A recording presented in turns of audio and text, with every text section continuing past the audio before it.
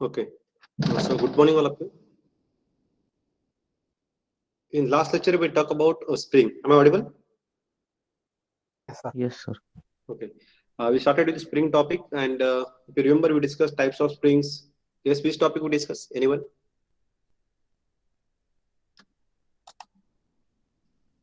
What we discussed in last?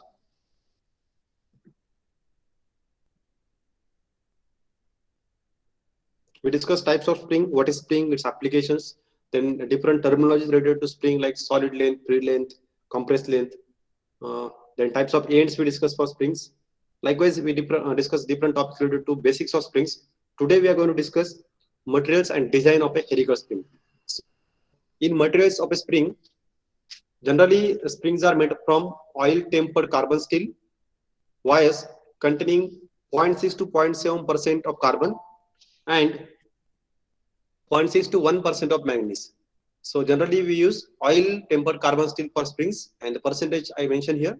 Then music wire also used for small springs. Non-ferrous materials like phosphor bronze, beryllium copper, monoid metal, brass, etc. may be used in special cases to increase fatigue resistance. So fatigue resistance, temperature resistance, and corrosion resistance. Along with this, helical springs are either cold form or hot form, depending upon size of the wire. So if wires of small sizes less than 10 mm are used, usually would be wound cold, whereas larger size wires are wound hot. Means when we should use hot form or cold form, it depends on size of the wires. So strength of the wires varies with size. Smaller size wires have greater strength and less ductility due to greater degree of cold working. So we seen here strength depends upon size of the wires. Important one, uh, material of springs should have high fatigue strength, high ductility, high resilience, and it should have creep resistance. Now it largely depends upon the service for which they are used. Means there are different types of services are mentioned. The first one is saver service, then average service or light service. Now we discuss these three services in detail. So I'll discuss this in brief because just there is table is provided for this kind of materials, which material to be selected and how much will be the allowable stress for each material. So just we going brief through this topic. So when what about saver service material? So when saver service means rapid continuous loading, where ratio of minimum to maximum load is 1/2 or less, and as in automotive valve springs. So saver service means we seen here generally using automotive valve springs. When we are selecting spring for automotive valve springs or the services where we are using severely used or where the ratio of minimum to maximum load is 1/2, then we prefer that service as we refer that service as a saver service. Then what about average service? Average service include same stress range as in saver service. The stress range will be same, but with only intermittent operation. Here the continuous operations, then saver service. But if intermittent operation, then we prefer it as a average service. We refer it as an average service. And examples in case of engine governor springs and automobile suspension springs. So I given you examples of saver service, average service. The last one is light service. Light service includes springs subject to loads that are static and very infrequently varied, as in safety was spring. So you can remember these three examples for these three services. Saver service means continuous use, used in case of automotive wall springs. Average service means when the intermittent operations are there, or you can see in case of governor springs or automobile suspension springs. And light service include infrequently varied operations, and like in case of a safety valve springs. What are the ranges? You can see the chart is important. When you are designing a spring, you have to use PhD data, design data book. If you are designing, but in case of a examination point of view, the allowable stress is given to you. So in SPU, basically, allowable shear stress is given in the numerical. But if you are designing a spring, not for exam purpose, but on but when you are going to design a spring without given toe allowable, or you can say permissible shear stress is not given, in that case, we need to select this stress based on the values, based on carbon steel, or based on the application we need to select, and this table you have to use. So values of allowable shear stress, modulus of rigidity, and modulus of elasticity for various materials used for springs are given here.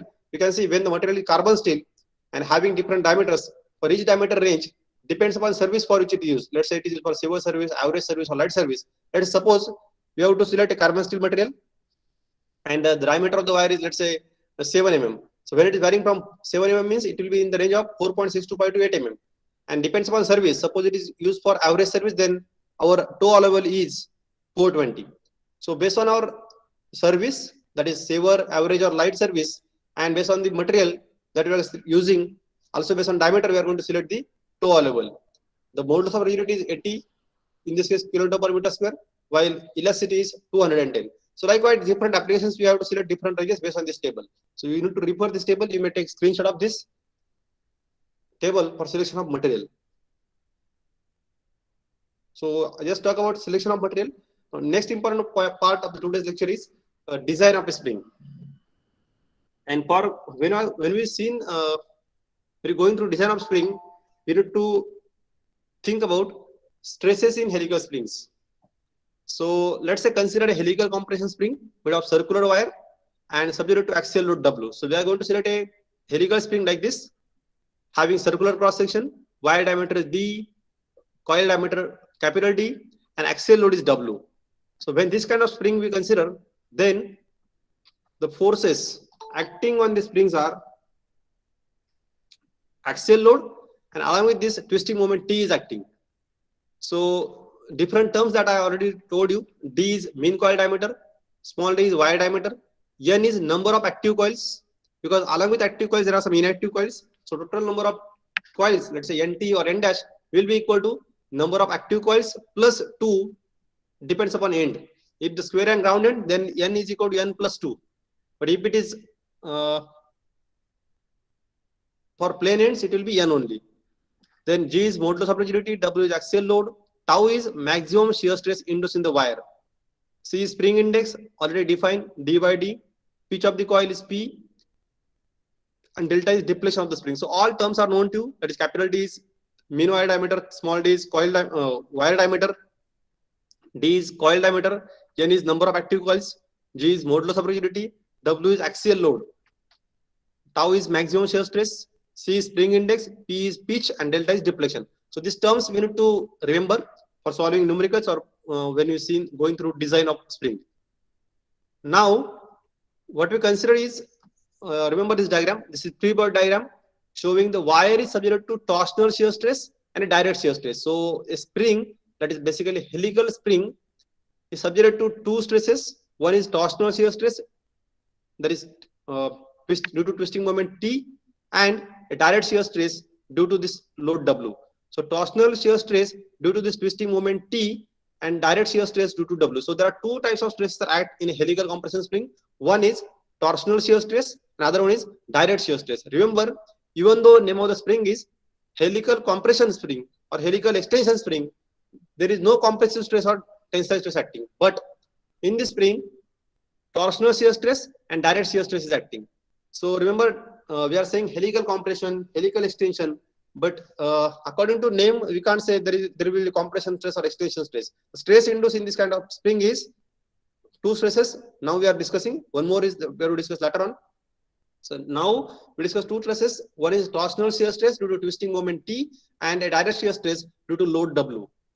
I hope I told you two stresses induced in a spring. Can anyone tell me these two stresses? Yes. Which type of stresses induced in a helical compression spring? Anyone? So direct shear stress and torsional shear stress. Yes. Note that there is no compressive stress or tensile stress induced in a helical spring. Remember, even though we are saying helical compression spring and helical tension spring, but the stress induced is torsional shear stress and direct shear stress. Why torsional shear stress is there? It is due to twisting moment T, and direct shear stress due to this axial load W. So we need to note these two things. Now, as I told you, compressive spring as shown in figure, and the load W tends to rotate the wire. Now, due to this load W, it tends to rotate the wire, and due to twisting moment set up in the wire, the torsional shear stress is induced in the wire. I told you the torsional shear stress is induced due to twisting moment T. And we can see that this, where you can see the equilibrium of the spring, there are two forces. One is action, two forces, that is W and twisting moment T. Now we know that the twisting moment T is given by, so this twisting moment T is given by W into D by 2, as the D is coil diameter, mean coil diameter. So twisting moment T is equal to W into D by 2, where D is a coil diameter and W is the axial load acting. So T is equal, remember this equation, T is equal to W into D by 2. Now we know that twisting moment also equal to formula for shear stress, pi by 16 into tau into D cube, where tau is shear stress induced, torsional shear stress induced. Okay.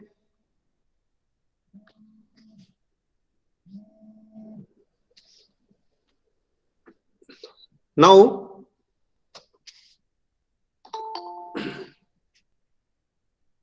please join on time. Students are joining till now.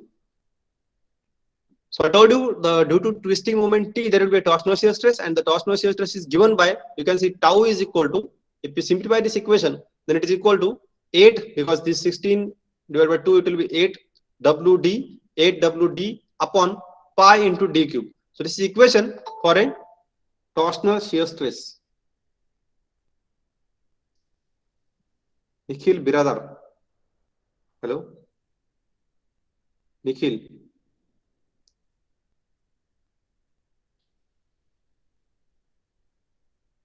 Please join on time. So we are discussing a torsional shear stress equation, and that equation is 8WD upon pi D cube. Remember this equation. Remember, spring chapter is very easy topic. Just we need to remember some basic formulas. So first formula I'm telling you for spring design is this formula, and it gives a relationship between torsional shear stress, that is tau, and axial load W. So we can determine if torsional shear stress if W is known and the wire diameter and coil diameter is known to you, or you can determine any diameter if torsional shear stress is known and W is known. So this equation is first equation, relationship between torsional shear stress and W. Now we see an equation for torsional shear stress.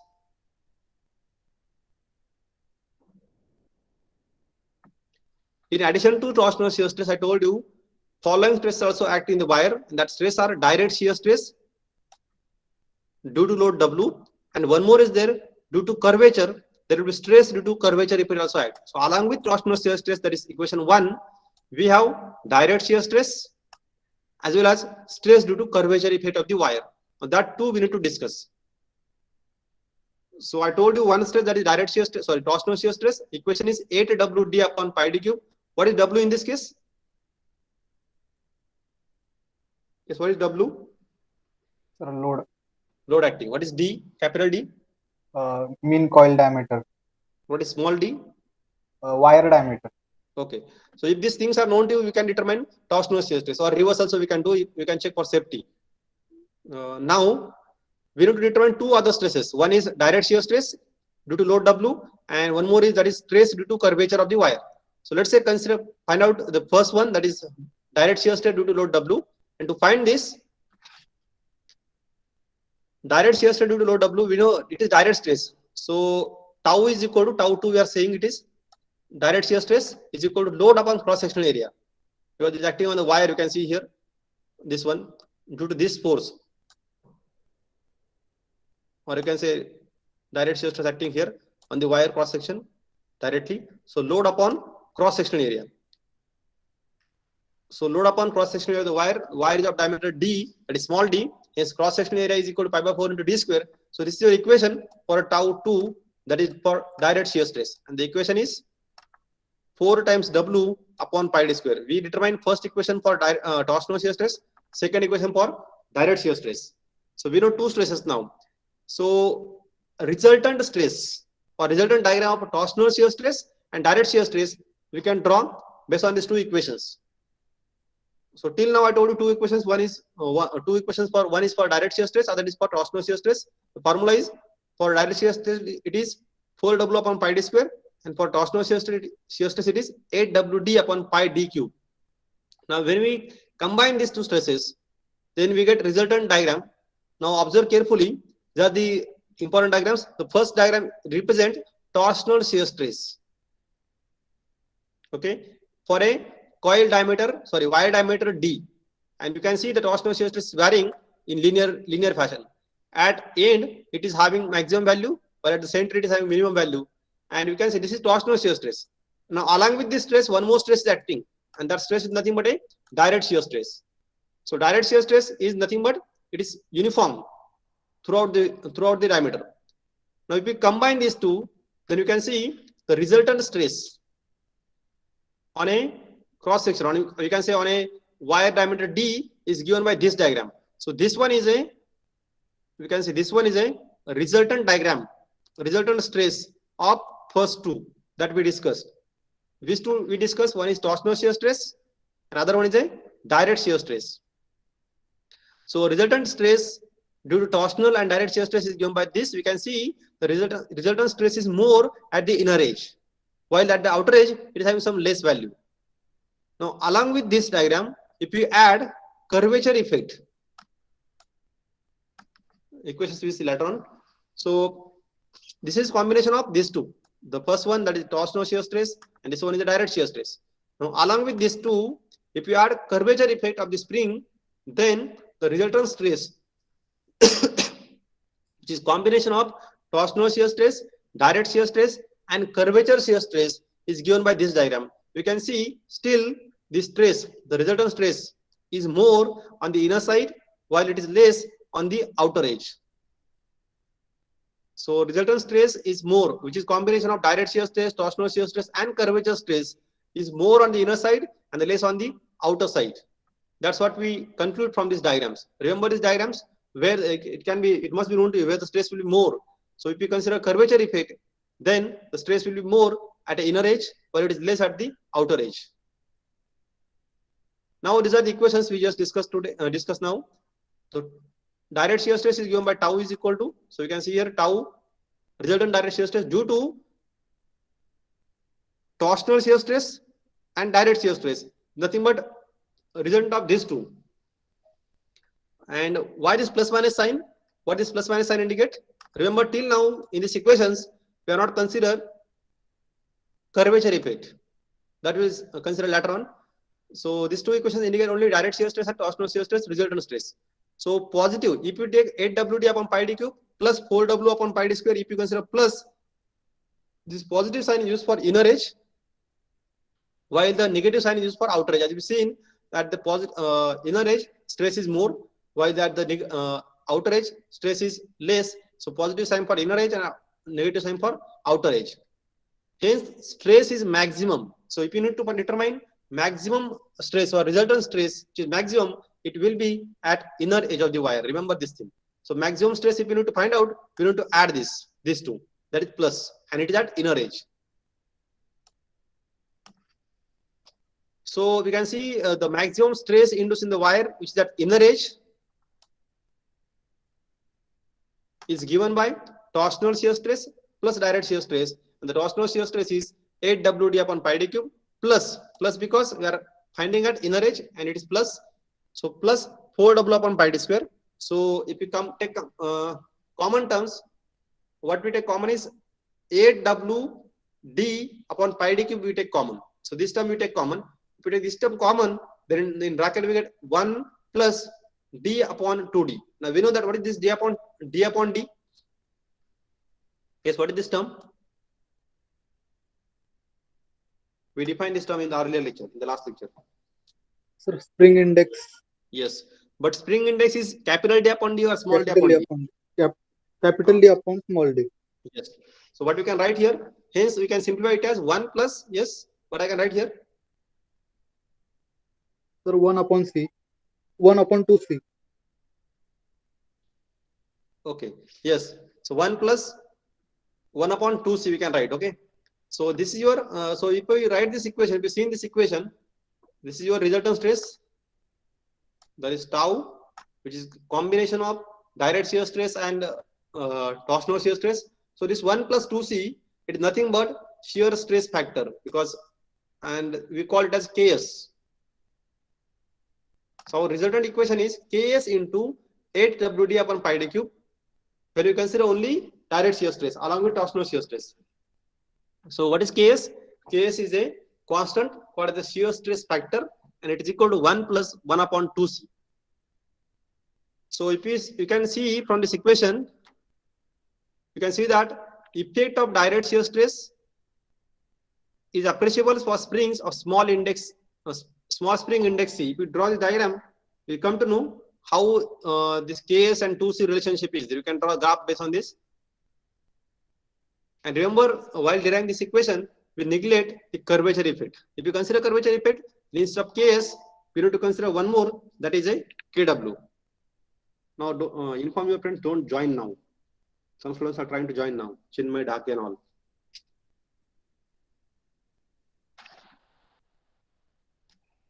So in order to consider effect of both direct shear stress as well as curvature, so remember this Ks is shear stress factor, where only direct shear stress is considered. But in order to consider curvature effect, instead of Ks, we will consider another factor called as a Kw, or you can say wall shear stress factor. Notation used here is K in this case. So Wall's shear stress factor that you need to consider in order to add curvature effect. So by adding torsional shear stress, direct shear stress, and curvature shear stress, our equation is, see what we add here is Ks into 8WD upon pi d cube. Instead of Ks, if we write K, other equation is same. So instead of Ks, just add K. The K is Wall's shear stress factor, and it is given by formula K. It is given by already derived equation, no need to derive. So K is equal to, what is this K? K is equal to 4C minus 1 upon 4C minus 4 plus 0.615 upon C, where C is a spring index, other terms are constants. So if you use K here, instead of Ks, we can consider it is nothing but it represents shear stress, which is resultant stress of the three. One is torsional shear stress, that is tau 1 we discussed, direct shear stress, that is tau 2, and also we consider curvature effect. So tau C also we discuss here. So when we add these three, then it will be K. So K is nothing but considering curvature effect. And when to use K and when to use Ks, if only direct shear stress is considered, we need to consider Ks. In that case, our Ks is nothing but 1 plus 1 upon 2C.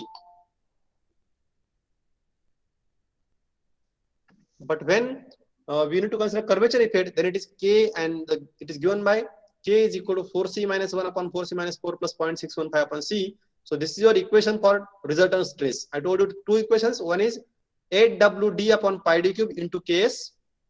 Other one is 8WD upon pi d cube into K. So when to use K and when to use Ks, it is clear to. If you consider curvature effect, we need to use K. And if you use only direct shear stress effect, then we have to use Ks, where Ks is 1 plus 1 upon 2C, while K is just in front of you.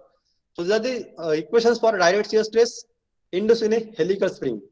And further, you can simplify this equation as we know that D upon D is nothing but C. So instead of 8WD upon pi d cube, we can also write it as 8WC upon pi d square. I hope you understand what change we made here. The C is nothing but this capital D upon small d. So we can replace here, and both equations are nearly same. So we can use any one of this equation, either 8WD upon pi d cube or 8WC upon pi d square. Clear up to here? Yes, sir. Any doubt till now? We are discussing design of helical spring. I told you equations for stress by considering torsional shear stress and direct shear stress, And one more we consider. Which one it is? Curvature. Yes, curvature Effect of stress. curvature. Curvature effect we consider.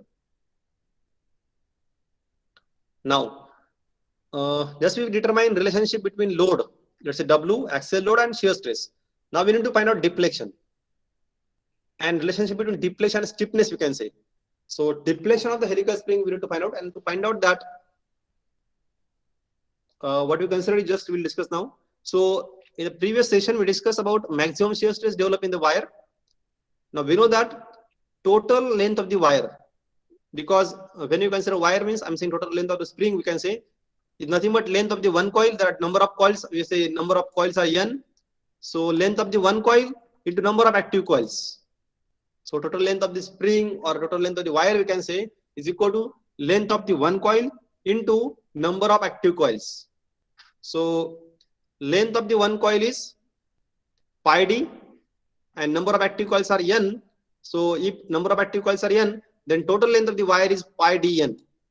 How we determine it? Just in front of you, we've seen what is length of the one coil, multiply number of coils. If there are n number of coils, and total length of the wire is n into pi d. That is pi dn is your length of the wire. Now let's say theta with the angular deflection of the wire when acted upon torque T. So let's we consider, remember, when that spring is there,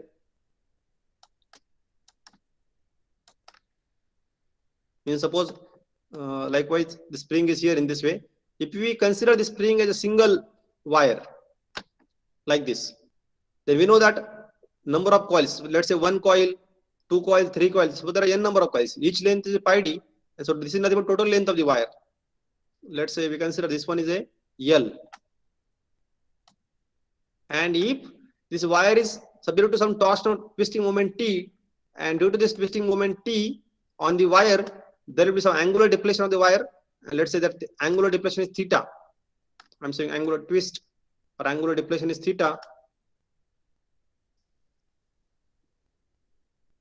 So theta is angular deflection of the wire when acted upon by torque T. So when this wire is subject to torque T, its angular deflection or twisting moment is theta. And if angular deflection is theta, then axial deflection of the spring is equal to axial deflection we need to find out. So that means suppose we consider a spring like this. I'm just showing here. Let's say consider this spring portion here, okay, in this way. This is spring portion, and I'm saying this is your angular deflection. Let's say theta is angular deflection. If theta is angular deflection and this length is d by 2.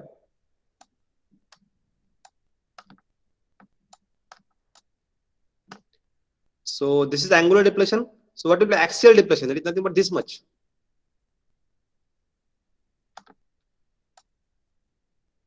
So we know that if this length is d by 2, this angular deflection theta, then it is equal to, x is equal to r into theta, radius into theta. So how much radius is d by 2 and the angular deflection is theta. So if angular deflection is theta, having length of this portion is d by 2, which is half of the coil diameter, then axial deflection is equal to delta. So just simply we find out here in this case. So this will be delta, we can say, or I shown it here. So delta is nothing but theta into d by 2. Length of the wire is length of the portion is d by 2, and angular deflection is theta. So if angular deflection is theta, then axial deflection is equal to theta into d by 2.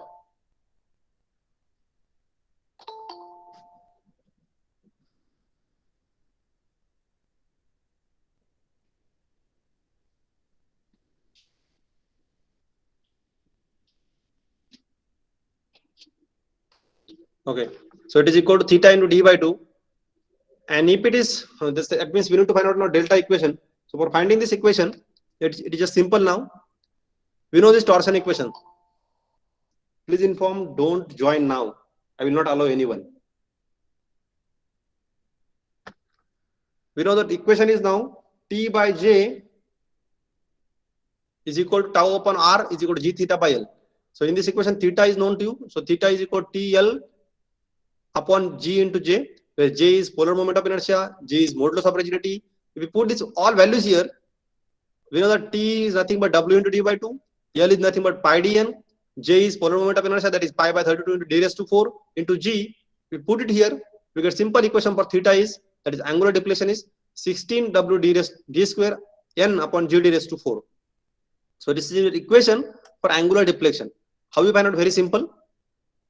Just we put values of, we use torsion equation, that is T by J is equal to tau by R is equal to G theta by L. You know this is basic equation of SOM. We studied, you studied. Just we find out from this we can write theta is equal to T into L upon Gj, where T is nothing but twisting moment and is equal to W into D by 2. L is nothing but length of the wire, it's equal to pi d, and just we find out J is polar moment of inertia, pi by 32 into d raised to 4, where T is wire diameter and G is modulus of rigidity. So if we put these values and simplify it, we'll get equation theta. So theta is this much. And now we know that what is delta equation. Just we put out here theta into d by 2. So delta is equal to theta into d by 2. In this equation, theta into d by 2.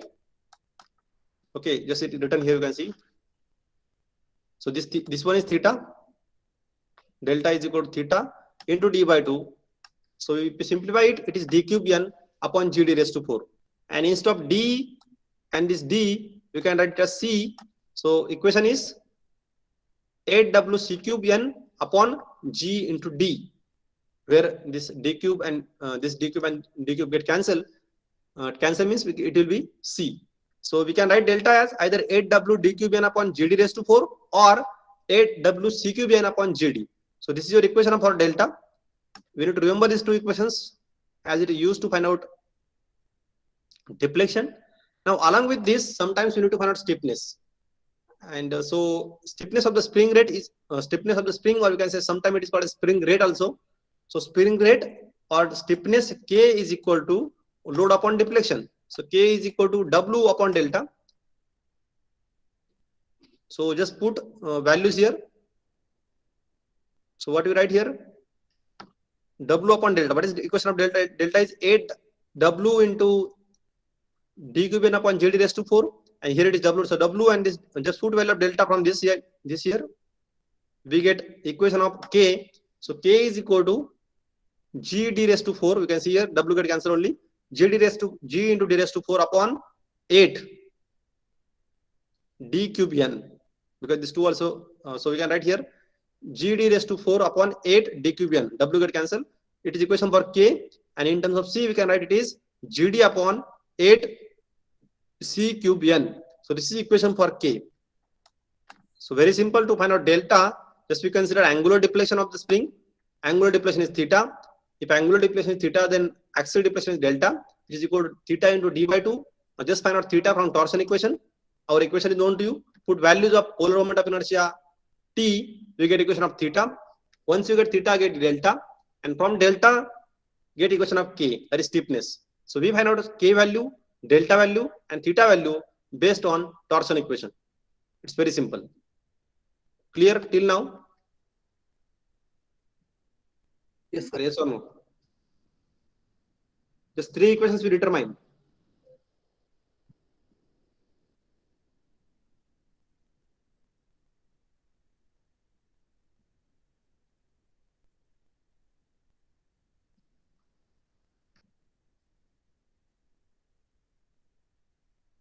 Is it clear to all? Equation for K, delta, and theta. I'm asking to you. Yes, sir. Yes. Okay. Already these terms are known to you: solid length, free length. We discussed in yesterday's lecture. Spring index, pitch. Yes. Okay. Now there are some terms that we need to define. So pitch of the coil already we defined. It is nothing but axial distance between two adjacent coils in uncompressed state. Remember this one, pitch. And just we need to add mathematical formula for pitch. So pitch is equal to free length upon n dash minus 1, where n dash is total number of coils. So pitch is equal to, now free length is nothing but, we know free length. Okay, just seen what is free length, solid length, compressed length we discussed. Now the pitch of the coil may be obtained by using the following relationship. So two relations we need to use. Either we can directly use free length upon n dash minus 1, where n dash is total number of coils, or instead of this equation we may use, see why I'm telling you this formula, because for numericals we need to use this. Instead of, you can directly use this formula also, LF minus LS upon n dash, plus D. So these two formulas we remember to find out pitch, where LF is free length, LS is solid length, D is wire diameter, and N dash is total number of coils. So remember this formula also for solving numericals. I hope you are writing or at least taking screenshots of these formulas which I am discussing. Okay, clear up to here? Okay. So we discussed today design of helical compression spring. And in design of helical compression spring, we discuss important equations. Which kind of stress is induced in a spring? I told you there are two types of stresses basically, torsional shear stress and direct shear stress. Along with these two, sometimes there will be a curvature effect we need to consider. And if you consider curvature effect along with torsional and direct shear stress, then there will be combined stress, resultant stress that we need to find out. If you consider Ks, that is direct shear stress only, but if you consider Kw or you can say K, then we are considering curvature effect also. So depends upon these factors. If you need to consider curvature effect, we need to consider K, that is wall shear stress factor, wall factor, wall stress factor. And if you are considering only direct shear stress, then we need to consider shear stress factor. That is 1 plus 1 upon 2C, and K is equal to 4C minus 1 upon this formula. Okay, it is known to you. So this is first we discussed today, that is direct shear stress equation, then torsional shear stress equation, and how it is changing based on curvature effect. So resultant stress we discuss. So based on this equation, we can determine relationship between shear stress and load and diameters. First equation of design. Okay, very important one, this one. So note down this equation, very important for solving numericals. In this case, we can replace, we can use either K or Ks. I'm repeatedly telling you either K or Ks, depends upon whether curvature effect is considered or not. Then second thing, we consider delta. We find out delta, that is axial deflation. To find axial deflation, we consider angular deflation, that is theta into d by 2. And to get this, just we use this equation, simple equation. Based on this, put value of T, J, and L, that is length of the wire. We get equation for theta, then delta, and K. Note down these equations. Important for solving numericals. From this, either you can determine deflection, stiffness, or diameters, or you can say number of coils. I told you for what purpose these equations are used. Either to determine stiffness, deflection, diameters, number of coils, or we can say spring index. Depends on any unknown, depends on known terms given. We can determine unknown from these equations, three equations. So right, note down this equation for theta, delta, and K. I hope you noted it. And then I told you this, already I told you this LF formula. Okay, LS formula. LS is nothing but solid length. Solid length is equal to N dash into D. Then LF, free length is equal to solid length plus maximum compression plus clearance. That I told you in the last lecture. Okay, you can note this formula also. And then spring index is C is equal to D by D. Spring rate, that is stiffness, is equal to W by delta. And the last I told you pitch formula in terms of free length and solid length. Now, just one more term I have to discuss with you. So then we stop. Okay. Generally, springs can be used. Last topic. Springs can be used either in series or parallel. Now, let's say consider springs are used in parallel. So when springs, let's say springs are used in series. When springs are in series, we know that in this case, the deflection, let's say two springs are used of stiffness K1 and K2 in series. In this case, total deflection, let's say delta of the spring, let's say consider the spring as a resultant spring here. So in this case, the delta, total deflection delta is equal to delta 1 plus delta 2. It's known to you. If the springs are in series, then this is equal to delta 1 plus delta 2. So total deflection is equal to, in this case, total deflection is equal to deflection of first spring plus deflection of second spring, if springs are in series. And we know deflection formula, that is deflection is equal to, that is, we know K is equal to W by delta, or delta is equal to W upon K1. So just put it here. We know the load is the same here. W is equal to W1 is equal to W2. I can write here W is equal to W1 is equal to W2.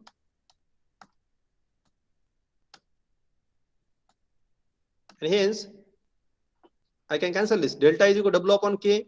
Delta 1 is W1 upon K1. Delta 2 is equal to W2 upon K2. So W get cancelled as W is equal to W1 is equal to W2. This get cancelled, and we get equation as 1 upon K is equal to 1 upon K1 plus K2. If we simplify this, what we can write for K equation? Yes, anyone? What is K? K is equal to, what we can write? K is equal to, can I write like this? K1, K2. K is equal to K1 into K2 upon, yes. But I can write, I simplify this equation. K1, K2 upon, I think you don't know basics. K1 plus K2.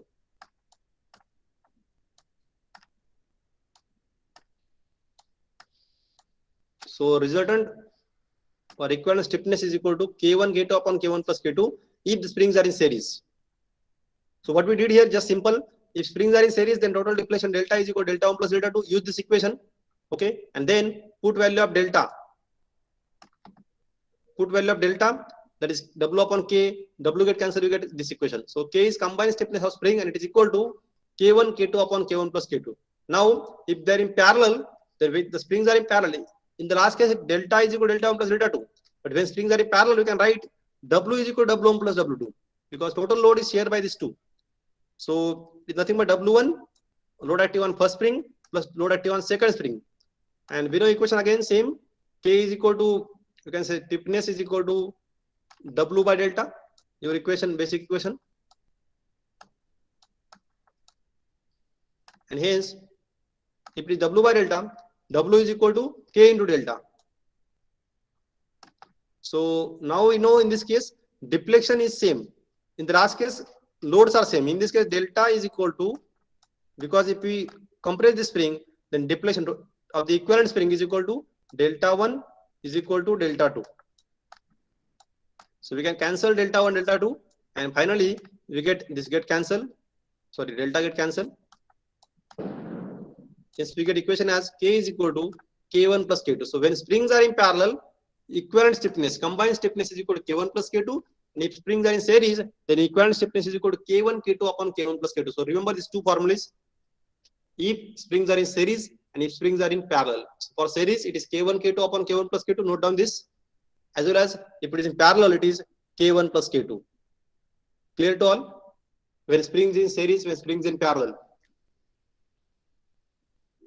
So what we discussed today is, we discuss about design of spring, relationship between torsional stress and load, then stiffness, deflection, and last one we discuss spring in series, springs in parallel, and stiffness values.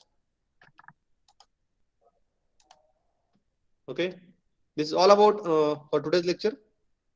Any doubt? Is any doubt?